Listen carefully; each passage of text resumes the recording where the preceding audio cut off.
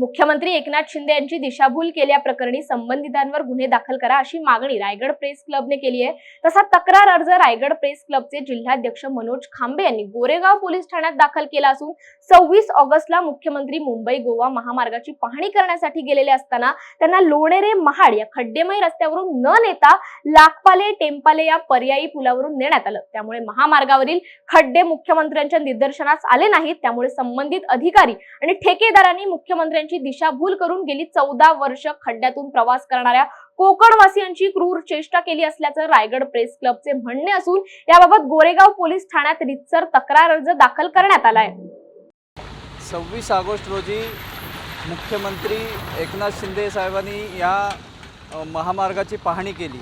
त्यापूर्वी त्यांनी असा इशारा दिला होता, आदेश दिले होते की मी पाहणी करणार आहे आणि त्याआधी 10 ऑगस्टच्या आधी या रस्त्याच्या डागडुजी पूर्णपणे झाली पाहिजे, खड्डे भरून झाले पाहिजेत। मात्र 26 तारखेला मुख्यमंत्र्यांचा दौरा सुरू झाला तरी खड्डे बुजवले नव्हते। ज्यावेळेला त्यांचा दौरा आला तेव्हा रात्रीचा युद्ध पातळीवर काम खड्डे भरण्याचं सुरू केलं आणि त्यानंतर मुख्यमंत्री सकाळी ज्यावेळेला रस्त्याची पाहणी करायला आले त्यावेळी माणगाव तालुक्यामधील जे लाखपाले आहे, हे जे गाव लाखपाले आहे या ठिकाणी प्रचंड खड्डे पडलेले आहेत। कोकणवासीय ह्या खड्ड्यातून रोज प्रवास करीत असतात आणि कडेला जो उड्डाणपूल आहे तो अर्धवट स्थितीत आहे आणि या उड्डाणपुलावरून मुख्यमंत्र्यांना महामार्गाच्या अधिकाऱ्यांनी आणि ठेकेदारांनी घेऊन गेले। त्यांच्या जवळजवळ 150 गाड्यांचा ताफावरून घेऊन गेले, कारण त्यांना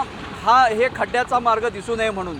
आणि म्हणूनच मी रायगड प्रेस क्लबचा अध्यक्ष म्हणून मी त्यांच्याकडे तक्रार केलेली आहे पोलिसांकडं की मुख्यमंत्र्यांची याच्यामध्ये फसवणूक झालेली आहे आणि शिवाय यांची कोकणवासियांची क्रूर चेष्टा केलेली आहे। त्यामुळं संबंधित ठेकेदार आणि महामार्गाचे अधिकारी यांच्यावर हा गुन्हा दाखल करावा अशी मागणीचं आणि तक्रार अर्ज मी आज गोरेगाव पोलीस ठाण्यात दिलेला आहे।